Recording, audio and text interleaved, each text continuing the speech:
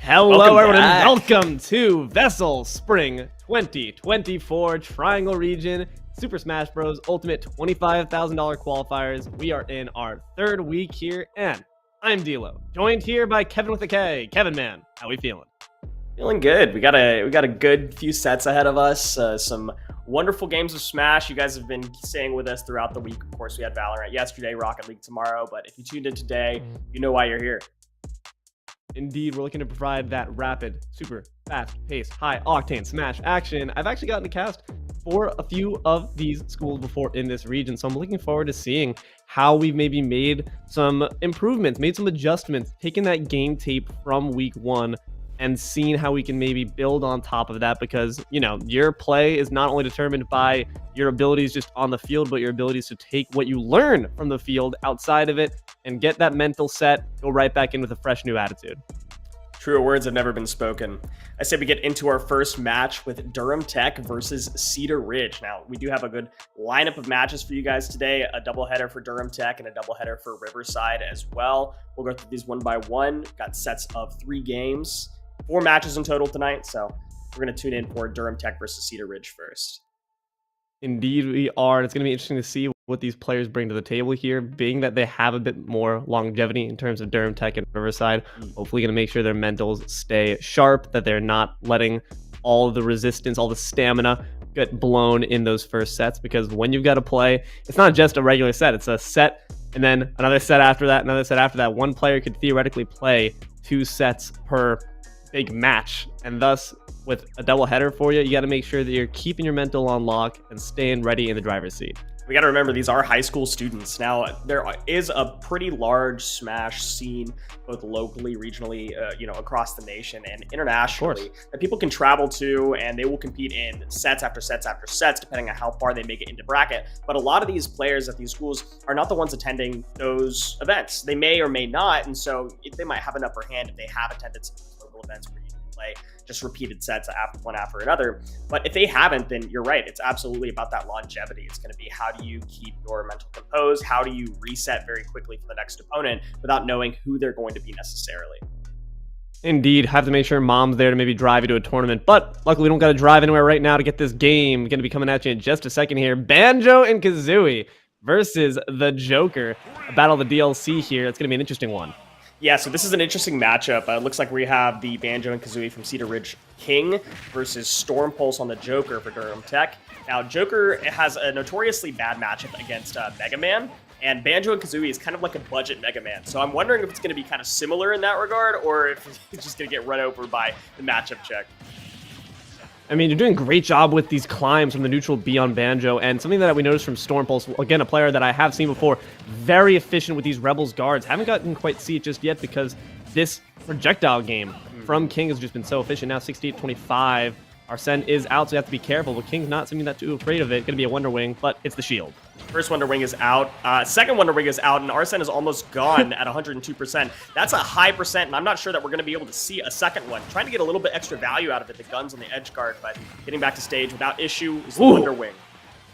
Again, a great approach option here, but King's got to make sure not to over-rely on it. That forward air, though, so meaty. Going to send Storm Pulse off that left side blast zone with ease. What a response. It's not something you usually see in an online play, being able to respond to that option so quickly and with such a good choice, right? Short hopping over your opponent and hitting them with a fair as a punish is like, that's stuff you see offline, so impressive stuff.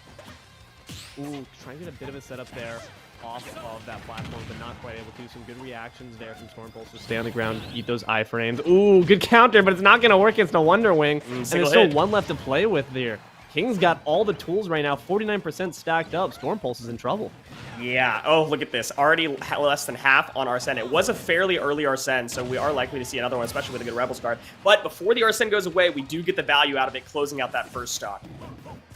That's good, but at the same time, giving King the value back. You got all 5 in the bank of those Wonder Wings, and a brilliant forwarder once again going to send Storm Pulse off to that right side. The grab game from King has also been fantastic. Storm has not really been able to get any of that because King has not really been shielding at all, and Storm Pulse going to take another trip to the blast zone there. It's now a 2-stock to 1-stock situation, and King's taking no damage for it. Yeah, that was an awesome ledge trap into a fantastic edge guard situation. After the grappling hook is used once, you no longer get that lift from the initial grab.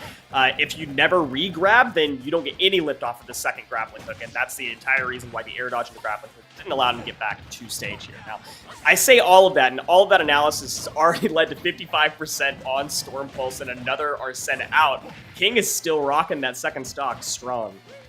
This is just really good banjo play, and not a character that's quite optimized at the highest echelons of competitive play, so you'll love to see it here in high school. Get wily, get creative with it, just have some fun with the bear and the bird, but Storm Pulse is having no fun right now. A big F smash! If at first you don't succeed, try again. King, take a bow. You can't punish that. You just can't. Like, Joker's out of shield is already bad, but you weren't even shielding. You were just so far away. And the end lag on that F smash is like nothing. I mean, it's so low. It just winds up the second one. That's an online special right there. We saw that, against Storm Pulse at the very least, he didn't have a whole lot of issues using a lot of offline techniques that I would not have expected to see in that delay-based game, but that was an online special. And sometimes it's the simple methods that are just going to work. I mean, you have to imagine a lot of times, we mentioned it before, these high schoolers are getting a lot of their content, a lot of their practice, potentially, through that lovely Nintendo network that just is always very reliable and has perfect frame rate at all moments of the day. But it's going to be interesting to see if that maybe impacts their play. You can't rush in like that, though. It's so tempting to see, ooh, smash attack, I punish, but then you just get whacked in turn. That was, game one right there. They went to PS2, and Joker doesn't normally have an issue on that stage. It's a very neutral-based stage. You kind of want to make as much out of each neutral advantage that you get. Advantage state doesn't last very long on such a long stage, but unfortunately, Banjo covers a lot of that big stage. It's the projectile gameplay. The ledge trapping was incredible for me. I mean, didn't miss a ledge trap start to finish. I don't know. I don't know what the adaptation would be going into Game 2. Well, on the bright side, I think it's going to be new players coming at us in just a second, and we got Game 2 slotted up for us right now. So let's see what we got served up on a platter. It's going to be King returning. Actually, no, it is Storm Pulse back again here, but this time sporting the bird. A bird of their own, in fact, but going to be reflecting that egg right at you. This is the characters that I play, Falco and Joker. So I'm kind of rooting for Storm Pulse quietly, of course, unbiased. But it's looking to be a lot more effective against King. This is a much easier matchup. You have the Reflector to deal with a lot of projectile gameplay, and you have really good ways to edge guard King to force him to use Wonder Wing to get back. And hey, you're already seeing some fantastic showings for it. 76% on the King, playing from behind, a position that we have not seen the Banjo play from before, but not showing any worse for wear off it. The issue is that Falcon will be able to get in there pretty easily. And with that Reflector, like you mentioned, the question is, do you make sure to use it every single time projectile boosts at you? Oh no, don't you dare jump in! King gonna get that one nice and away with the Wonder Wing. Yeah, but this is just an up tilt backer away from closing out the stock. And, didn't quite connect it. You gotta be able to confirm those. Otherwise, King's gonna put you on the ledge again. And the issue is now King's aware that Storm Pulse can be fishing for that setup, for that confirm. So now gonna have to indeed Wonder Wing back to center stage just to grant yourself a bit of safety. Is punished, Nice. but the up smash will follow it up. Storm Pulse doing a good job to keep himself in the game. Falco and Joker both don't have great out-of-shield options, but at least Falco has the up smash. So if you're approaching from in front, especially with something as unsafe on a character as with a large hurt box, I should say, like Banjo, that's going to happen. And what's going to happen right now, low percent, is those up tilt combinations. Nice. Great damage here from King to even, or sorry, from Storm Pulse to even it up with ease. That Wonder Wing going to go right through the blaster, and a good get-up option with that grenade. A bit surprised was Storm Pulse, but generally we've been seeing these grenades get reflected as that slower projectile option. Could be a bit of trouble here for King. Just doing some juke shoes here, center stage, trying to maintain it, but Wonder Wing going to send Storm Pulse off. Didn't King use 2 Wonder Wings first? The first one got canceled, and then he used the second one. But now he just used the third one, but he's still got 3 in the bank. So they must not have registered. That's all you need. I guess not, but hey, it registers the kill, and that's what King really cares about at this point. Now back on top where he likes to be. Ooh, Storm Pulse getting a bit crazy with it, but King's gonna match that energy. Down air, gets the meteor off the initial hit. and it finishes the job. Very, very sick way to close it out. King is looking like a very seasoned player right now. That was such a hype way to end that set. Yes, Falco's recovery can be a little bit linear, but going for that in the first game that you played against that Falco, I mean, that just shows not only matchup experience, but just the huevos on this person to go for something that aggressive. I love to see that. I mean, we saw those huevos being spat out the entire game, and they got plenty to spare in the back pocket, right? So great job there to King and the Banjo. And also, just unfortunately, a bit of a lesson being taught there to Stormpulse. Don't go off stage for me. I will make you pay for it. But gonna be able to clean that set up nice and easy. 2-0. Fantastic work there to King. Very nice stuff. Very, very good. King showing a lot of prowess there. We've got another game that's going to be coming up right around the corner. But I got to see a lot of the characters that I wanted to see already. I mean, not Banjo. I could have cared less whether or not we saw a Banjo. It's fine. Come on, it's man. Good. It's fine. Okay. The IP is great. I'm here for it. The gameplay, you know, that was hype, actually. King did make me enjoy Banjo for a few minutes, and I can really appreciate that. And of course, I'm a little bit sad to see a Falco and a lose. But I want to see some different characters coming up. I want to see something entirely fresh. I mean, like we mentioned before, high school being where we're looking at as far as the division goes, it is certainly possible that, you know, you have people coming fresh out of middle school saying, hey, I grew up playing this character. I like him. Gosh darn it. I'm going to keep on playing them into the beginning of my competitive career. You don't have everyone necessarily going to say, you know who I want to play today? Steve. I feel like playing Steve today and making everyone's days just a little bit worse. So we have to appreciate that level of sportsmanship here from our players. They're playing with their hearts. Yep, absolutely. So let's get into this second game. I think we've about got it queued up, and we are going to get ready to hop in. Yes, Incineroar versus Robin. This is a fun one. So I am originally from Atlanta, Georgia, and this is a matchup that I've seen plenty before between the players iGreg and Shane, both top-ish players in their region. And this matchup is way sillier than you could possibly imagine. I mean, they're both so slow on ground that you have to imagine be using those mobility options, including that burst being that low and whip, but not going to get enough there. In fact, going to eat that arc fire in trade. You have to find a non-obvious approach option in order to get in as Incineroar. Yeah, just the instant thunders are so funny. Jesus. And then baiting out the revenges, like the revenge is just not going to eat like half the time, like that. It's just a silly matchup. It's showing that Kita's going to have to make sure to maybe understand that a little bit, because that matchup knowledge was clearly not there, trying to eat it off shield despite the Elethunder persisting, not able to get it. That's a big revenge, though, and one big hit might just seal the stock out. Best be careful. Value your life, 68% is not enough for the kitty cat. A big back, they're going to even it up.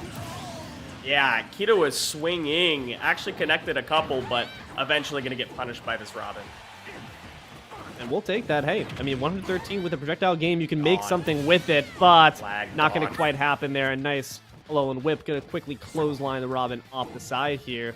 And off that Angel platform, and you're considering their options maybe, but honestly, nothing much to consider. Just keep on spamming those Elthunders. You're going to be in good position. A nice Nosferatu combo, instantly up to 44.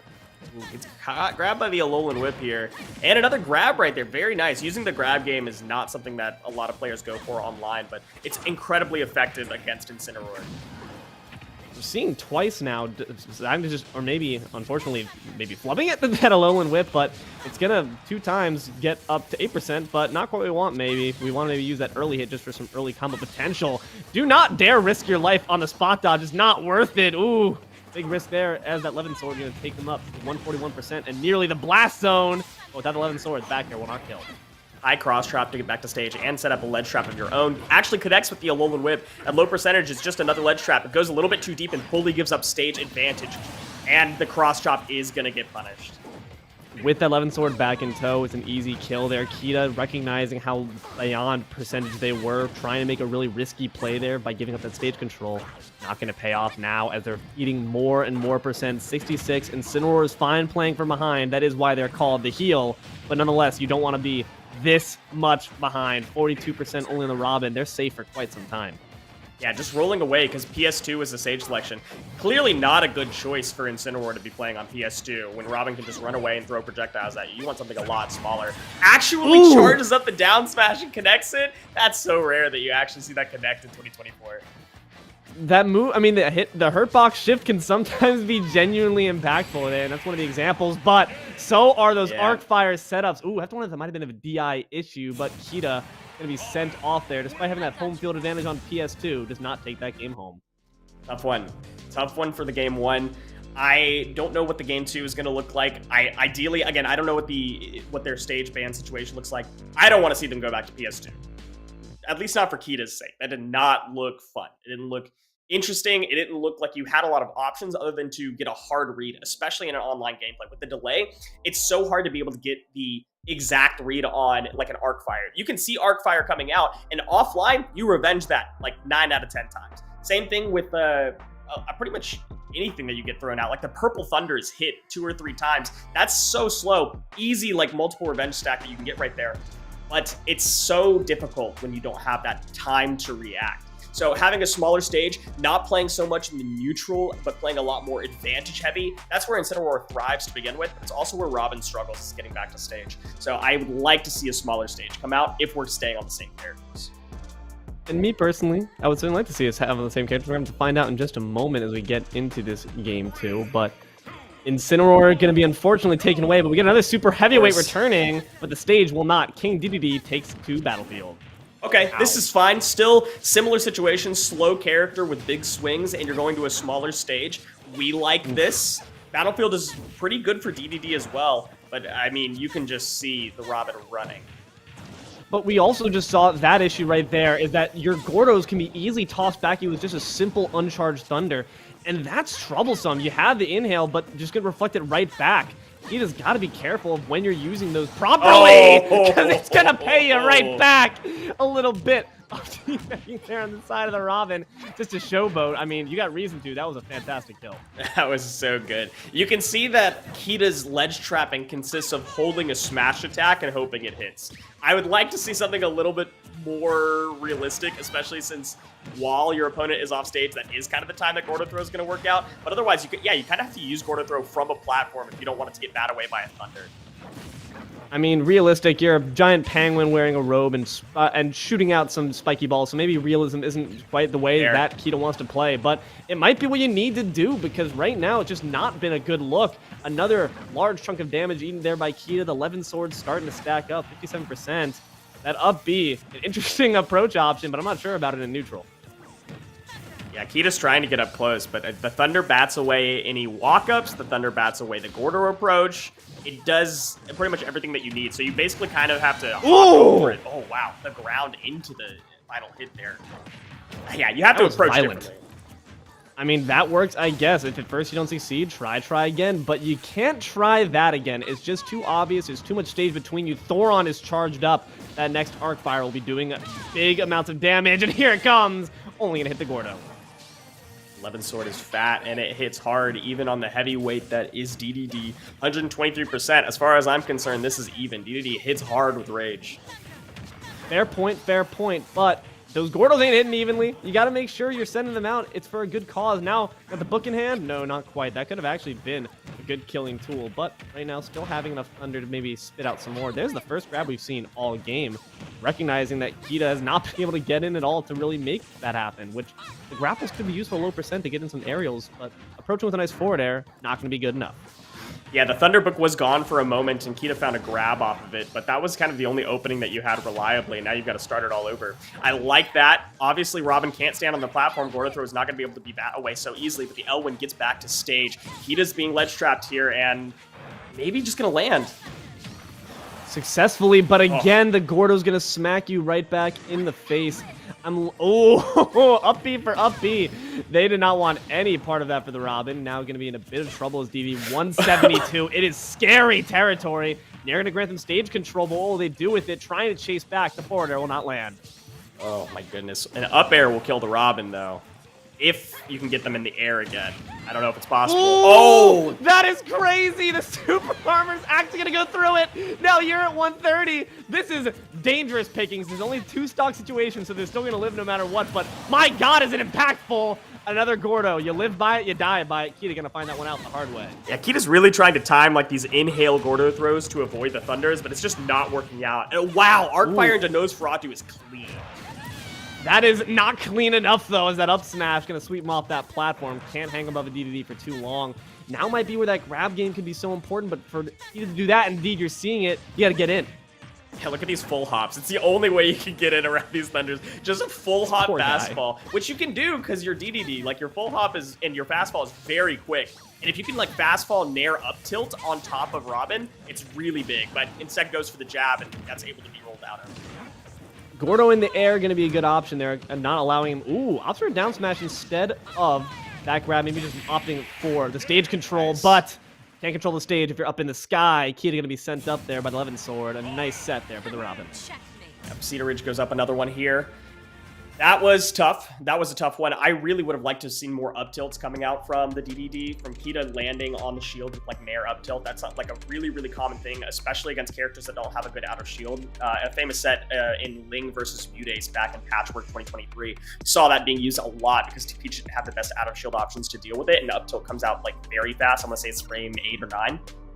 If we had seen that, that would have sent the Robin in the air more often, and there's not a good way for Robin to land. You just get free up airs or, you know, just get to punish landings. I think that would have been a little bit more effective use of Kita's DDD, but in any case, that's some learning opportunities. This is a VOD you can watch back.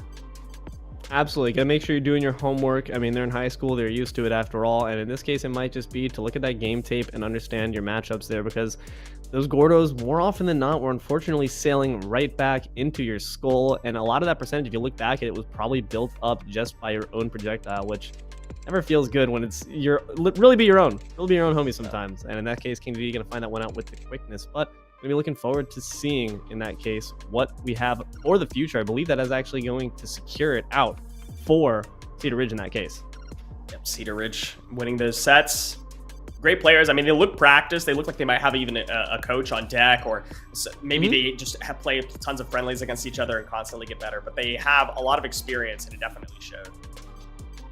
I mean, sometimes, especially with high school, that disparity can be really a lot more gap, because there's players that have been really dedicating a lot of time into this and players that have got after school activities. So you got to make sure that they're doing other things. And when you see that disparity, the question is, what do you do when you're off that back foot? Do you decide to go with your comfort picks? It's always an interesting decision of whether or not you stick with what you know or stick with what's tried and true according to the grandfathers of the meta.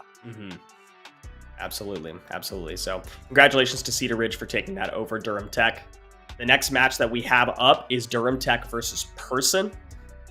That is going to be fun. I wonder if we're going to see the same players from Durham Tech, or if they're going to try to send in some of their other players, get a little bit of experience across the board. That's what I would like to see. Obviously, if you're just playing for the win, maybe you send in your best players. I don't know that those are their best players necessarily, but I would like to see an entire roster of players improve, get better, and get experience during this season.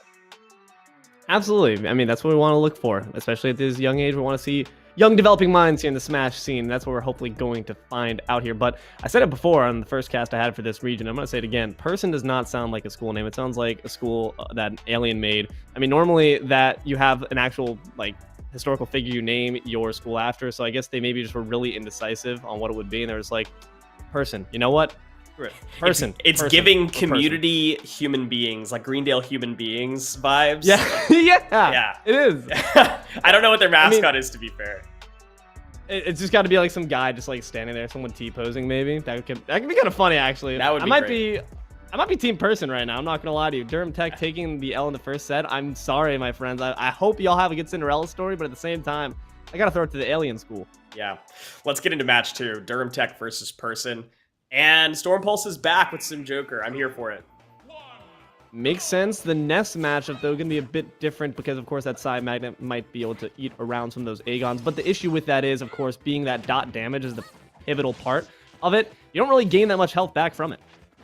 Yeah, this is another matchup in my new region in Chicago. I see plenty top players between Atata on the Ness and Raven King on the Joker. This is a matchup that comes up more often than not. It is theoretically Joker favored, but Ness has so many movement options that make it really annoying for a non-Arsene Joker to even touch. But with Arsene out, you have big hitboxes, and that was an early Arsene, as we saw from that PK Thunder getting Rebels guarded. Yeah, it's such an obvious approach option. I mean, you got the damage off, but a lot of it was deadened by the Rebels guard in the first place. Arsene is going to go away. 79% might not be making a return until the next stock. We're going to have to see But nice little Aegon there, or sorry, Aegon, so a nice little Aha there, going to build up a bit more percent and give Storm Pulse the lead for now. But get up there. Oh, this person definitely knows what they're doing on Ness. You got your opponent in the air, just use PK Thunder. It's real safe. You can cancel it on all these platforms. I'm honestly surprised Battlefield was the selection here. It is good for Joker, but it's great for Ness. Fishing a little bit there for that grab. Definitely not at back throw percentages just yet, unless you're really far off the edge. With a bit of rage built up, Campbell could be able to get that one off. But so far, playing a bit of the runaway game, trying to build a bit more damage off with that PK fire. Not going to be obliged to down smash, sends him back off stage. Gun's going to be good for the edge guard, but forward smash will not land. Just float in the air. It's impossible for Joker to touch you with up air. It's such a narrow move, and everything else is basically nair approaches or throwing out smash attacks, none of which are connecting. And neither of these grabs. Storm Pulse is kind of reading Campbell like a book a little bit. Uh-oh, come on. Be careful, please. Value your life. It was a bait. It was a bait. It was all a bait. He said, please, use your PK Flash. I know you want to. Unfortunately, Campbell going to oblige, and Storm Pulse going to oblige to take that first stock. Be careful with that move. Jeez. You got to stop using it. You aren't Lucas. PK Flash is not as clean as PK Freeze in terms of like using it on stage. It's really slow, and the reward is pretty minimal. But you know what reward will be very useful is when you're in Arsene mode, of course, that up B only invincible on the startup there, that yo-yo setup off the down smash could be incredibly deadly to get off this first stock, but you got to make sure to get Storm Pulse off stage first, and right now it's the situation you're looking at. Nice little grab, not gonna even jab him, just says, look at me. Look at me. And unfortunately, Campbell might be looking at that second stock loss there, that PK Thunder a bit off the mark. I don't know if he was going for a bonk reset there or if he just didn't quite grab the ledge, but when you ride the wall like that, it's the worst feeling as Ness. Especially since you didn't even get to close out that stock. You let a full Arsene rock instead of just using, like, you know, they were using pretty unsafe stuff on shield against Campbell. If he was just using, like, Nair out of shield or something and got Joker off stage, like you said, the down smash to cover the edge guard would have been the kill, but that's going to do it. His back throw is strong.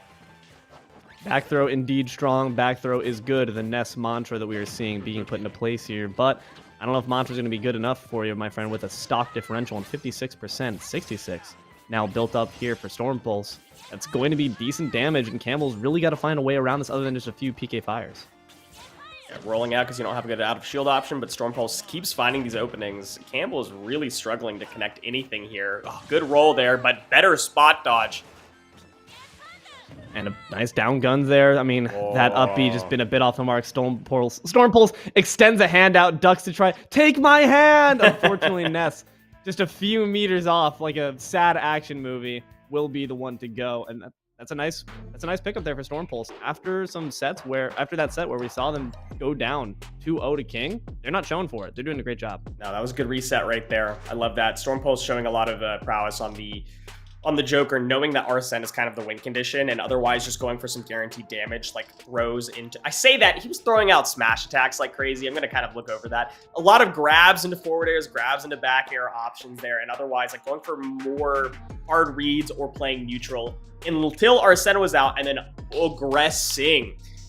Campbell couldn't find a lot of the choices that probably needed to be made. Like you said, there was a big win condition there in that edge guard situation. Being able to use yo-yo against Arsene's recovery could have been the way to close out that second stock a lot sooner, or I guess it would have been first stock for Storm Pulse while Campbell was on the second stock. But then you lost your stock and you're down 2. The uphill battle is just too much. You basically have to fight through 4 more Arsenes to even win the game. And that's a scary prospect that one little kid like Ness can simply not handle. Hopefully going to see some adjustments there, because retreating back air into PK fire into whip grab, unfortunately not the true combo you want to look for here. It seems that every single time that there's an approach option from the Ness, Storm Pulse just had the number. Definitely so, definitely so. But we're going to see if there's any adaptation going into game 2. And of course, it's always a character swap. Storm Pulse is now on the Cloud, which I'm kind of surprised having actually won it before, maybe just preferring the Cloud. I don't know if it's stage first or character first for this. I know North Carolina as a region usually goes for character first options, but regardless, I don't think that Final Destination is particularly better. Oh my god! Never mind. He's just better. He just knew exactly what he wanted to do from the start of this game and did it. Okay. That was just rude. That was just carried off the stage with a train of forward airs until you get the meteor spike off the last one. Just fantastic work there to Storm Pulse. Dear God, that was a perfect storm if I've ever seen one. Yeah, how tragic. And you have to, after having that really rough game 1, You have to now close out an entire first stock again against Cloud, another character that has a win condition in a charge up, and you can't even touch the ground. This is child abuse. Leave them alone. Oh no, limit's been reached. And the Blade Beam's going to be able to shield poke through. Finishes off that second stock with ease.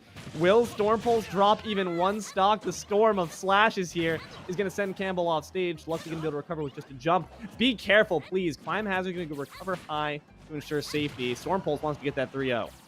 I think it's going to be a 3 stock here, honestly. I mean, even if not a 3 stock, it's definitely going to be a set win for Storm Pulse. Campbell's mental's got to be shot after that. Right now, just trying to shoot PK Thunders out, it's not going to get anything from you. A nice side magnet attempt at a setup there, potentially, or just some stall tactics, but that landing not going to be red, actually. Gives Campbell an opportunity, but just as soon taken away by the dash attack. Ooh, tried to follow, but couldn't quite get it there. Limit Blade Beat comes out. Campbell's really fishing for something, but Storm Pulse is not letting off the gas. And Campbell's had opportunities too, but going for an up B setup when you really could just do the same thing with a nice baseball bat. Baseball bats solve all your problems. Everyone knows this, and Campbell gonna tumble down to the blast zone, maybe not recognizing they didn't have that double jump. Storm Pulse once again reaches out over the edge, but Campbell is long gone, and that set is as well. So fast, just so quick. Storm Pulse, I guess, getting a little bit of extra experience on both of his characters, or however many characters they have. Good stuff, though. The Cloud definitely showed. I see the inclination as well to go for Cloud and Joker, both characters that have a win condition and a chargeable, in various ways, obviously, but a chargeable win condition. Limit being stronger versions of your normal moves, same thing as Arsene. Still very different types of playstyle, and Storm Pulse played as aggressively on Cloud as you would on Joker, but still making use of the distance that the sword has to offer. It's always good to have a DLC mode, that's what I say, and good to be able to execute those to both very good. I mean, to be fair, like, you can have a DLC mode and you can not use it to the best of your abilities, but Storm Pulse was certainly putting those tools into action, and that's what matters at the end of the day. If you have the work, you put it in on the field, you're going to come up with some W's. And hey, Storm Pulse did exactly that. Good job to them. Very true, very true. Storm Pulse leading with a win for Durham Tech for the first set that we've seen today, which is a great way to go into this next one, right? You definitely want to see a set win, start the momentum going, keep that rolling. Absolutely.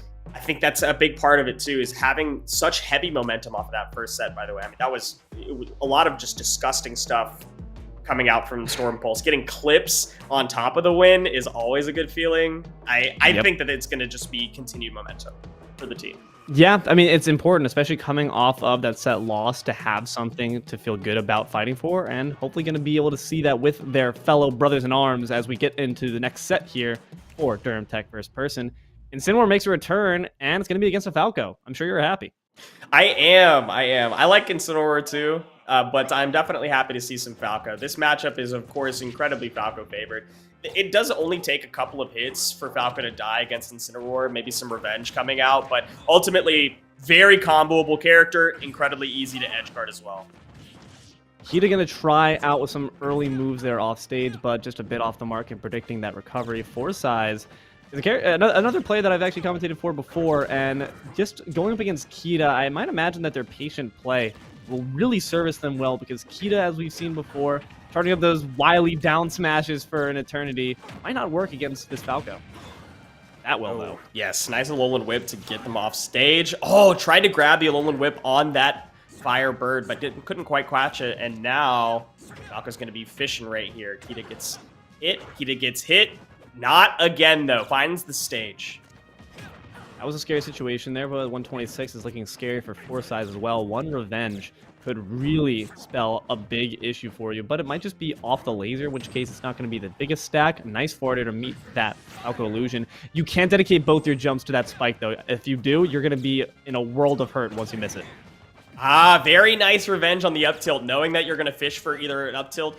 Actually, I guess a grab could have been fished for off of a falling there as well, but now really just trying to close out the stock. Gets grabbed, so the revenge is gone. Edgeguard is not coming out. High cross chop from Kita gets him back to stage. But, oh my goodness, a trade actually favors Kita, and Forsize goes down to stock. Meaty up smash, good grab damage there, makes it 35 to start off, and that Darkest Lariat comes out quicker than you might think. Nice alone whip, but wants to keep him in the corner. Could be something that pays off if you get the edge guard, but not going to quite come through. Nice up tilt gives Forsyth a bit more space. Now you're just fishing if you're Forsyth. Yeah, and you get the down tilt. That's good. There's no more kill confirms to do at 170% on Incineroar, so fishing for a down tilt is a good way to close out the stock. And you kind of needed that since the damage is starting to rack up. And gonna rack up with just a bit more there. One laser. How does it add just so much damage? That doesn't make sense. Give me the math on that. 111 here for Forsyth. And a forward smash gonna finish the job. Oh, I had a guttural reaction to seeing that forward smash hit. Oh, that was nasty. Okay. Forsyth's got an uphill battle. You got a lot of damage you got to rack up, and that involves you getting advantage first. I mean, it's the classic tale of the bird and the kitty cat. In this case, it's not the Looney Tunes we may be hoping for. Tweety Bird is in trouble here with 36% built up. Only 85 on Kita. They might survive for a bit longer. I love that. Very nice. Analogy there. In fact, I'm stuck on it. I can't even think about the game now. I'm just trying to think of ways to incorporate that analogy further. But you know what? I'm going to leave it to you. That was incredible. I'm commentating the commentary now. Awesome. More analogies to come in the future. Don't you worry, Kev. But here, nice. That a jab reset could have been something to capitalize on. But instead, Kita going to capitalize with a bit more rage in pocket. Gonna finish the job with another down tilt, Forsyth, making it a bit more of a close set at the very least. The damage and stock spread is going very linearly right now, and if it continues this way, Forsyth is gonna go down this first game. Got to find a big turnaround, multiple advantage states in a row, maybe a nice ledge trap or an edge guard, something like that, but Kita is not letting it go easily. Nice, Darkest Lariat, get out of jail free card. Honestly, I'm worried that one of these attempts at a spike might just be Kita's doom. You really have all the lead to play with. I say keep your feet on the ground. Never mind, keep your feet on the face of the Falco instead. Stomps the bird into the ground. Fantastic work. Super good from Kita. I love that. You jump off to dissuade the Falco for going for the Phantasm back to ledge because you can just nair.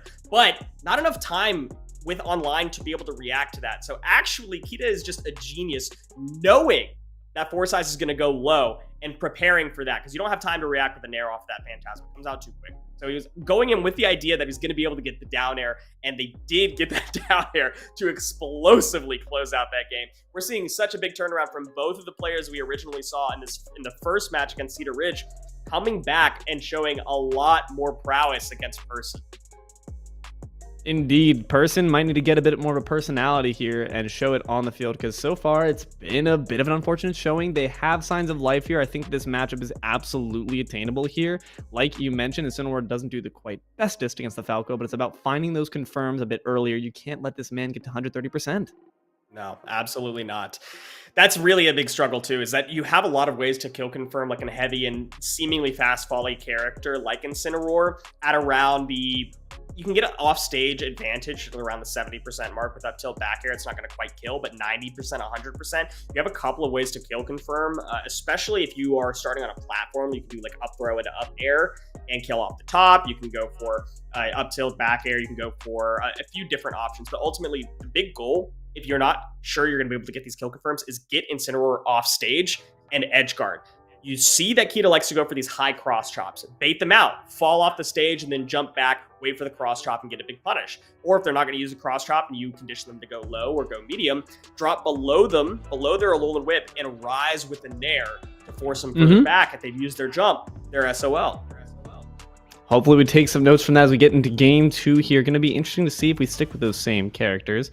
And it's going to be now the Young Link stepping up against the Muscle Cat here. What are your thoughts on that change? Better. I think better to a degree, depending on how you choose to play it. And the way that Forsyth is liking to play the Falco gameplay, stepping back, using the projectiles, is a little bit more effective with Young Link, and there's some more guaranteed kill confirms that are easier to go for. Your recovery No, don't do it. That was easier. so scary. This is terrifying. Kita is an absolute monster, truly the heel, as is the Incineroar's role. Fantastic forward air, not going to hit instead. It's going to be the Darkest Lariat to follow it. Dear God, poor Forsyth. That's what I was saying. The recovery is not easier on Young Link. I mean, it's a lot more linear. You have ways to reset it with the bomb, but at the end of the day, you're still stuck with the spinning slap to try to get back. No. And that's really unfortunate. I don't know if that was an attempt to re-grab with the Zair, or if you were just going for like a jump on to the platform with the Zair, but either way, failed from Forsyth, and Kita is up 2 stocks. And that cross chop, nice job there, approaching high and going to be getting a bit of damage as a payback, and also getting back to stage is always nice. Ida with 75% has a lot of stock left to play with. Projectiles are not going to be the answer to get these kills. It's going to be things like that Alolan Whip. Very nice spinning slash, bypasses the ledge, gets a little extra damage down. That's a nice little confirm right there. Not going to kill, though. Yeah, I mean, you have tools like that first hit of forward air if you land with it, but if you're just kept in the corner like this, these forward airs are being so effectively used here by Kita. 54%, that's kill percent if you ask me. Yeah, Kita's got 3 stocks to fish for a clip. You know they're not going to let this go easy. They're going to go for something nasty right here. Oh, it doesn't quite get it. I mean, they're off stage again, though. If at first you don't succeed, the cat is out of the bag. The cat's in the bag, actually. Kita is playing out of their mind right now. Nice Darkest Slayer just to send Forsyth off stage once again. You know what they want at the very least, so Forsyth has that advantage of really seeing into the brain of this Kita, which is just down air. Down air. I need a down air. Getting a little scared, though. You got to close it out sometimes. A Alolan Whip at 110% on a character's light as Young Link does close that out. Kita goes up in that set, winning 2-0. Nice job there to Durham Tech. Hey, they came off that loss in the first set with a fire, and they showed it right there. Incineroar doing a great job. I mean, not letting that faith be shaken in the character. You had some fantastic plays from Kita and some good clips to add on top of it. Can't complain about that. You talked at the beginning of the evening about how important it is for teams that have multiple games that they have to play, like a doubleheader, having to maintain that composure, having to keep the energy up. What I was worried about for Durham Tech is having lost so depravedly to Cedar Ridge in some of those stocks. I mean, really, I have no better word for it. I didn't know if they were going to be able to come into this next match with their head on their shoulders, especially sending in the same 2 players that just lost 0-2 against Cedar Ridge. Those same 2 players came out not only with a fire, but playing very fundamentally well and beating their opponents in such a heavy fashion that it seemed like they just were hungrier for that win. Like you said, a fire was lit underneath them, and they were not succumbing to that type of pressure of having multiple games in a row or having a loss going into game 2. Makes sense, man. Against Incineroar, fire is not very effective in the first place. That pressure not going to get to them. Instead, they're going to thrive underneath it. So, hey, fantastic job. They evolved, you might even say. But you're right. It wasn't just victories. It was victories in spectacular fashion. And even though we're moving away from Durham Tech, we're moving into another twofer here on another school. In this case, I believe it's going to be Riverside. So hopefully we're going to see that same stamina, that same endurance and resolve from them too. Yeah, I'd just like to note that we missed an opportunity, I think, for some something with person and persona. I feel like there was a joke there. Could have been made. Just a missed opportunity. Man, you gotta hate those. Worst timeline on our parts. But on the bright side, we have more games up ahead of you. And that's a good timeline if you ask me. So yes. Riverside versus JD Clement coming up in just a second here. Let's take a look at what characters they have to offer us.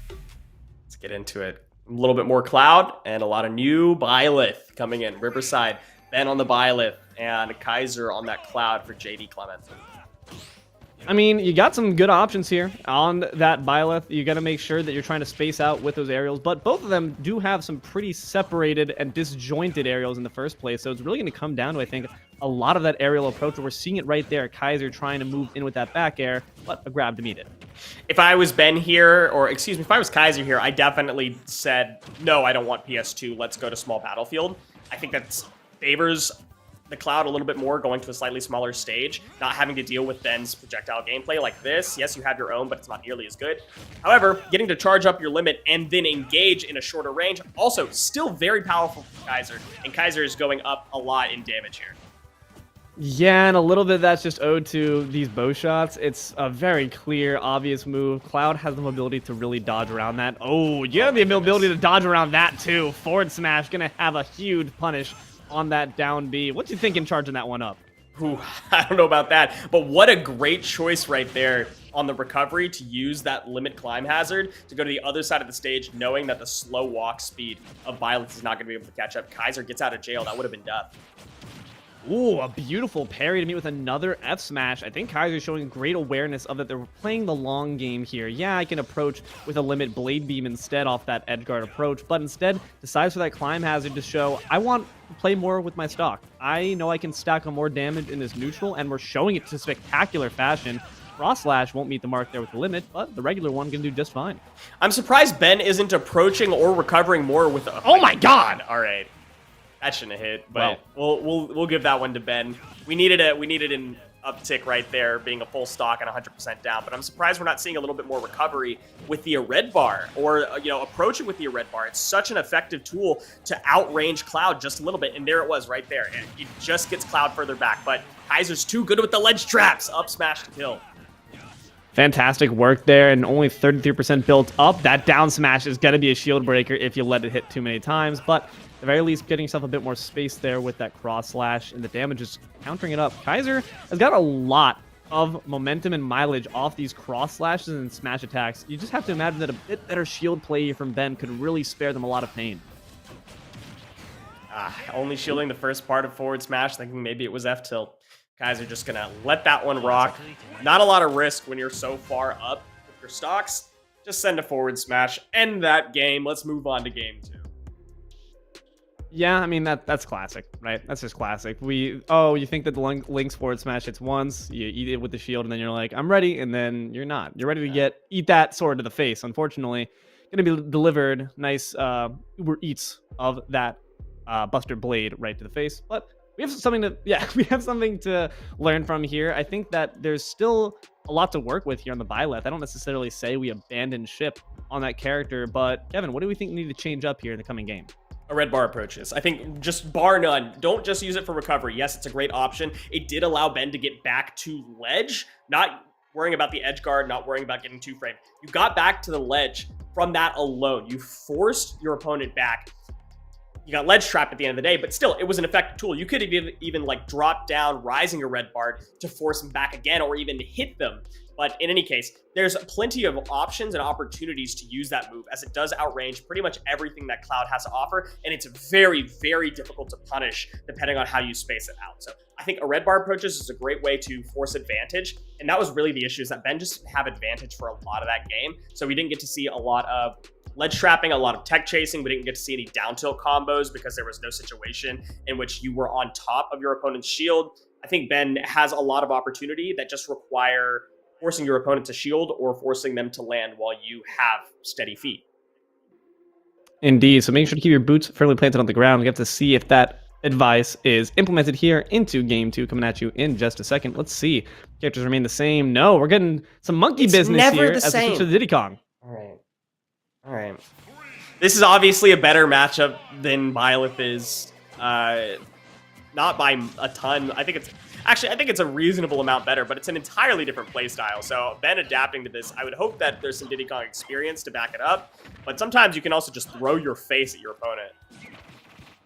I mean, right now, throwing your face at your opponent seeming to work out pretty well there. These monkey flips are doing quite a bit of damage. Ooh, instead of punishing that up smash, gonna just decide to roll away. Some careful play here from Ben. Just got to make sure it doesn't become over hesitant, because then you could lose the game off of your own decisions alone. Nice F smash combo. These banana peels coming in big. Okay, Ben definitely knows how to play this character. You're doing all the right things, catching the banana in the air. Look at that, looking for that tweak-esque edge guard with the banana drop down air, but it actually just catches Kaiser on the climb hazard. And look at that, again, another great combo, banana peel into a rocket barrel boost. This is really, really good gameplay, really intelligent and experienced Diddy Kong gameplay, and I'm just wondering why we didn't see this first.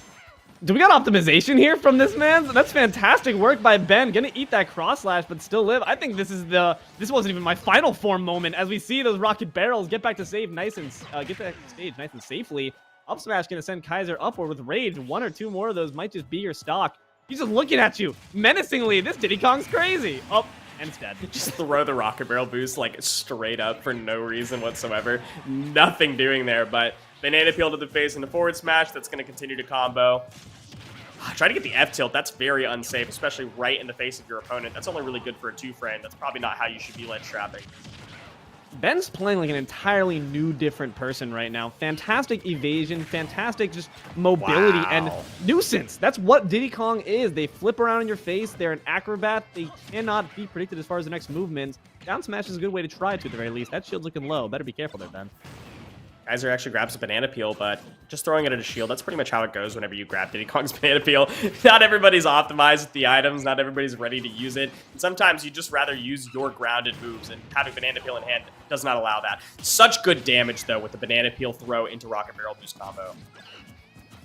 I think it shows that Ben does not care about playing with their own stocks and taking a bit of that recoil damage instead, but it doesn't really matter when you have them on a last stock situation. The limit not going to be used there for the climb hazard. Instead, it's going to be saved maybe for a rainy day, potentially for a cross slash to finish off this kill. Blade Beam will not hit the mark. Timing on out of Blade Beam throwing that banana peel was fantastic, but yeah, impossible to punish the limit cross slash. Ben's back to stage, really comfortable in that center stage and really prioritizing, which I think is fantastic. How do you get back to your banana peel? Ben prioritized the banana peel a little bit too much and went for a risky recovery to try to run back to the other side of the stage. I mean, I appreciate that. Respect your items, give them the love they deserve. But Ben's been really going with a lot of high recovery options, and I think Kaiser's starting to read it, despite not necessarily always being able to punish. Now 101 to 39. Definitely still with that up smash, up air combination. You cannot be playing with your bananas like this, my friend. Ben, please value your life. You could be in trouble. And what happened? What happened? You were up like a full stock, Ben. You were playing optimal Diddy Kong, Ben. Did your opponent figure out what you were doing, or did you start playing a lot Ben, no. more around your Ben, banana please. peel, Ben? Ben, you don't have another game to play with. Forward tilt gonna send Ben off. Ben, no, come on. This is looking to be really problematic here. Cirque du Soleil, we're gonna just toss Kaiser off the edge. But he's got limit, and you can tell Ben's a bit nervous about that, starting to reconsider their decisions. The shield poke finishes the job. Oh, Ben. Ben, why? Ben. Oh man. Okay. I know why that didn't work out. Okay. Ultimately, at the end of the day, it is online play. I don't care if Ben has fantastic reactions. He's throwing banana peel and then going for what they expected would happen when the banana peel hit. Not going for the reactive gameplay that you're supposed to go for. Toss banana peel at shield, run up and grab if they're shielding it, or if you're expecting them to jump out of shield, run up and up smash. Or if it hits, you can react to that, run up smash, or you can go for a forward smash depending on how close they are to you. You can't do that, really. You don't have time to do that since you have to react pretty much as soon as a banana peel hits when you're playing online. And so Kaiser started to understand that Ben wasn't doing this off of reactions. It was all off of reads. Started shielding more often. And every time that Ben would go for an approach on the shield instead of grabbing, just get punished by like drop shield cross slash would punish a lot of the stuff, but for the most part, just up smashing out of shield, getting a lot more damage down, and then saw that Ben was over prioritizing banana peel and was not comfortable playing unless they had banana peel in hand. So Kaiser just kind of understood what Ben wanted to do, played entirely well around it, got the adaptation down very quickly, and really honestly deserved that.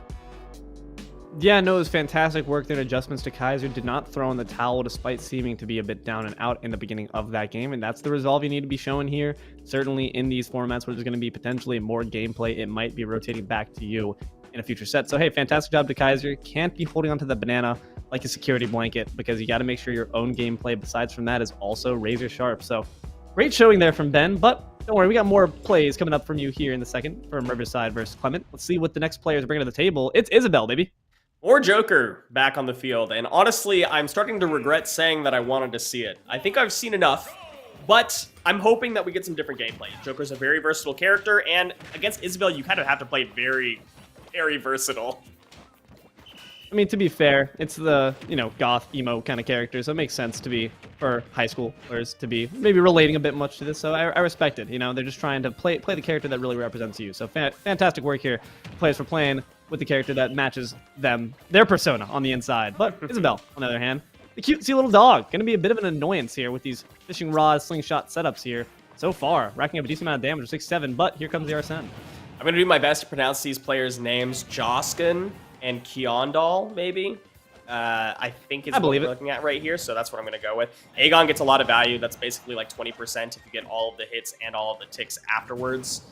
One of those is guaranteed, the other is not. Try to go for a really fancy, maybe ledge trap there, because the edge guard was not quite going to happen.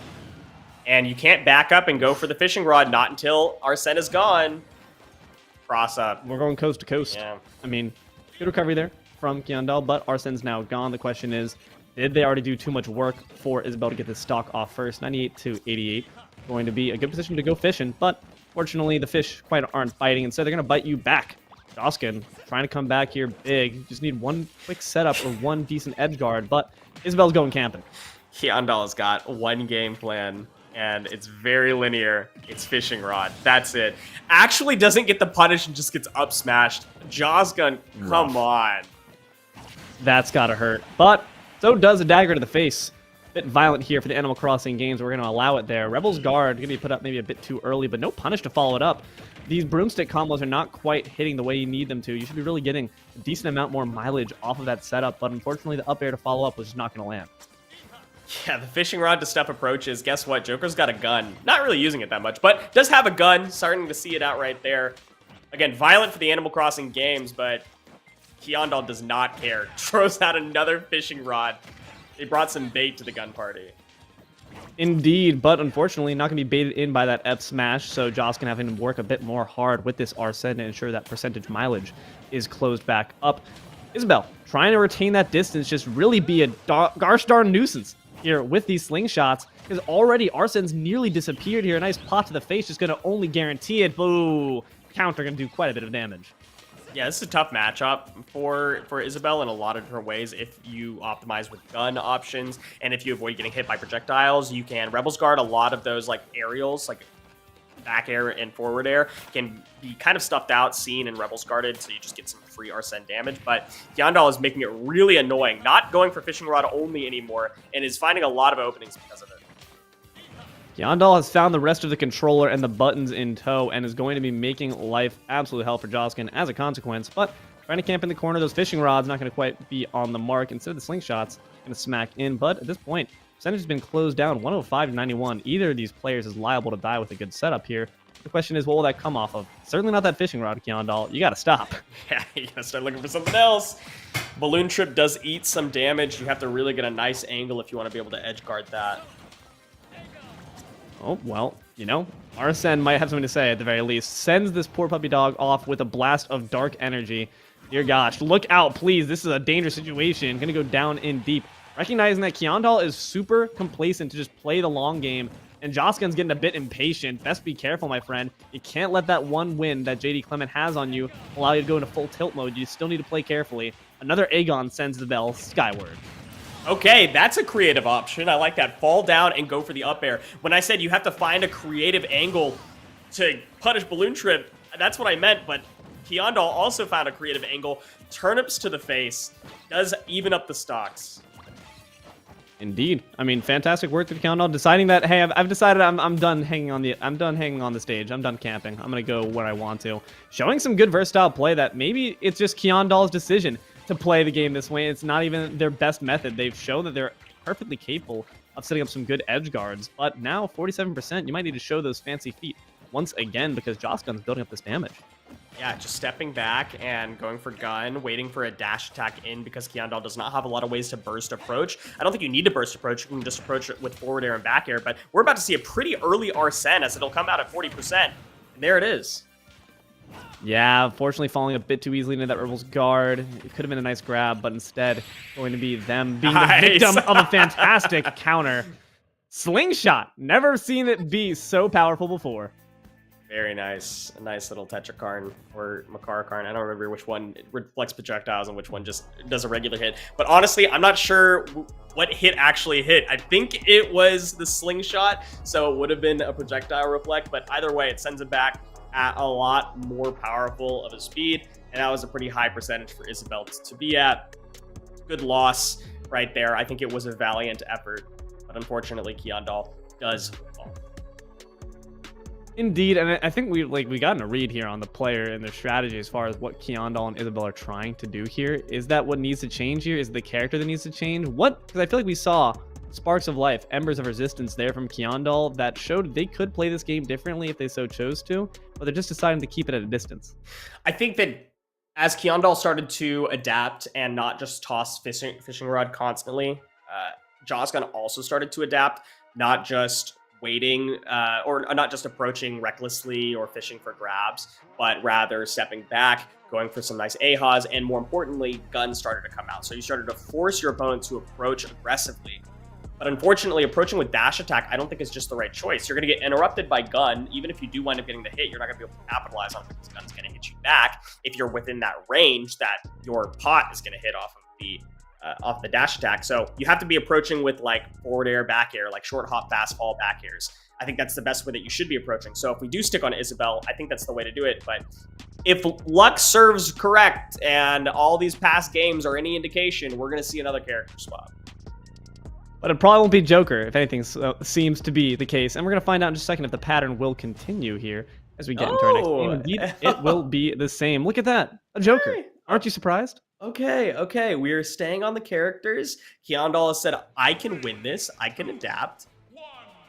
I believe it. I mean, yeah, I believe in the doggy. I mean, unfortunately, I'm going to have to probably ask after the set for Tom Nook to add a gun to the shop, because right now, maybe regretting the fact of not coming more properly armed. Turnips might not just be enough, my friend.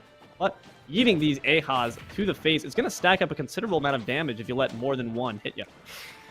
Going to Kalos is a double-edged sword for Isabel. You do have a lot of freedom of projectiles and not allowing your opponent to use platforms to approach, but you also have to deal with one thing that Joker is incredibly adept at, frame trapping. So you can't be in the air very much because you're going to get punished on pretty much every single one of your landings. And if you don't have stage control, you are, again, SOL is the term I'm going to use. Oh, yeesh. Good evasion there. Ops to recover high with there. That balloon parade going to make sure you're getting yourself out of any trouble. But you're still in a bit when it comes to the Arsene. Back, you're going to finish that one off with the quickness.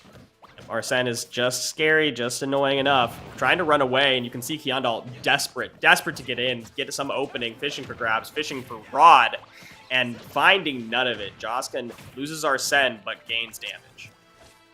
I don't think we've seen a single fishing rod hit, if I'm being honest with you. I genuinely cannot recall a single time a fishing rod is hit. Hyundai just trying to exercise their passion, potentially, which, I mean, fair enough. It's good to have hobbies, but at the same time, if the hobby we're trying to get at is winning, it's not going to be something that's going to be conducive. Right now, again, fishing rod just interrupted by the quicker AHA. Yeah, something that's been a little bit more effective of a hobby, I think, is gardening, as the Lloyd traps have been really effective, and those turnips have slapped the face. But unfortunately, so is that counter, and now Isabel up in the air, not quite knowing how to land the best. Opts to go for that edge, but these projectiles have just been so potent, and I've just realized we haven't seen a single pocket. Isabel, you got deep pockets. Why aren't you using them? That's true. Pocket can only grab AHA. It can't quite grab anything from the gun. Gun doesn't technically count as a projectile, but it would be really effective because Joskin is throwing out Agons like it's his job. Yeah, I just don't understand. It's a fantastic move that we just haven't quite discovered yet. But hey, discovered the C-stick. That'll take one stock off. But at 138, you're going to be in trouble. That up smash, unfortunately, going to be beat out by that Kalos platform. Darn you, counter picking. But down aerial will do the trick to get Isabel off stage. The question is, what's the follow-up?